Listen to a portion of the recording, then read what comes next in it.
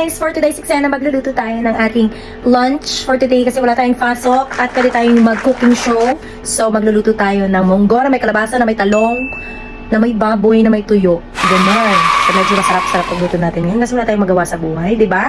Kaysa sa magmarites tayo, magluluto tayo. So, hindi pa nagagawa yung aking box na dapat gagawin ko kasi tinatamad na ako, guys. Mamaya na, pag busog na ako, pwede ko nang gawin yun. So, let's go. Samahan nyo ako. Magluluto tayo ng pangmalakasang lunch natin today. So, ayan guys, magsisimula na tayo maghiwa ng ating mga sangkap sa ating pagluluto. So, sisimulan natin dito sa mga kamatis, tsaka bawang sibuyas, at tsaka may luya. May luya kasi guys, gusto ko lagi may luya. Nakakatanggal kasi ng inflammatory at chuchuchu. Kaya maganda lagi pag nagluluto ka ng gulay, may luya. So, eto, may talong tayo, tsaka kalabasa. Tsaka, may nakita nga pala akong okra dun sa ref. Sayang naman, pag hindi natin sasali, ano ba yun? Mabubulok lang. Ayan, eto, syempre, ang ating munggo. And then, may special baboy. Wow. Dito kasi sa amin guys, mahirap bumili ng baboy, malayo. So, minsan nagpapabili lang ako. Salamat pala sa bumili sa akin ng baboy. Alam mo na kung sino ka. So, let's start. Maghihiwa na tayo kasi gutom na ako. Nagwawala na yung mga dragon ko sa tiyan. Okay, let's go. Hapon na nga ako nagising guys at medyo tinatamad pa nga ako dyan pero kailangan natin kumain kasi yung mga dragon ko sa tiyan nagwawala na nga. Sinasabi na tulong-tulong, pakainin mo na ako, mamamatay na ako, ganon. Pero anyway, kasi wala talaga akong maisip na lutuin today at nakita ko medyo mabubulok na yung mga gulay ko dyan sa ref. So, yan yung inuna kong lutuin ngayon. Gusto ko sana magluto lang ng hotdog, itlog. Alam mo naman tayo, minsan pag tinatamad tayo, kung ano na lang yung nakikita nating madali ang luto dun sa bahay, di ba? Kung so, itlog, tapos na tayong maghiwa ng ating mga sangkap na kakailanganin. Kaya magsisimula na tayo magluto.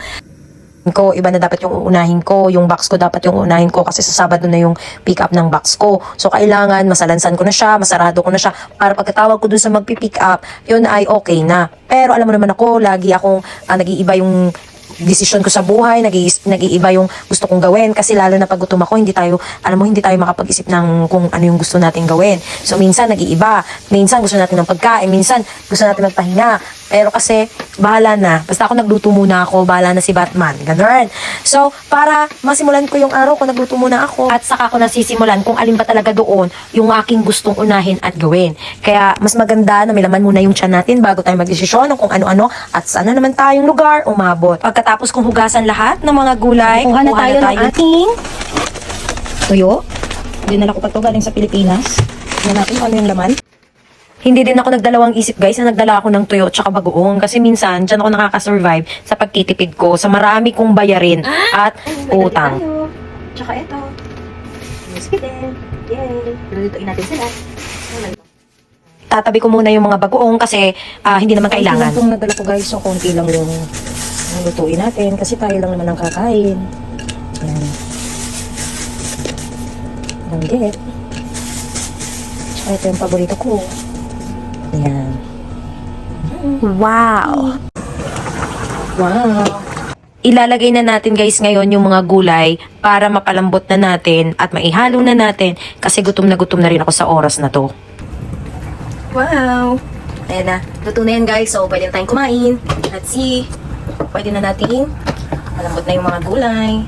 So, pwede na tayong kumain. Ayan. Pwede na tayong kumain guys kasi pwede na yung gulay natin. Tignan na. O, diba? Malambot na siya. So, ready to eat na tayo. Let's prepare. Next natin lulutuin guys yung ating tuyo. Of course, para kompleto yung ating ulam. Let's go!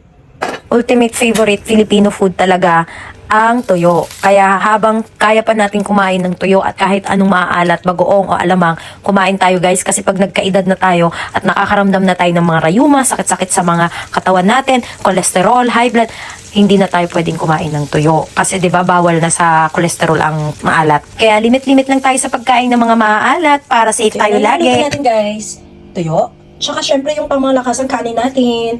So huwag natin kakalimutan, lalagyan pa natin ng pangmalakasang chicharon para masarap. Finally, natapos din ako sa pagluluto guys. Galit-galit muna tayo kasi gutom na ako. Thank you for watching. Bye!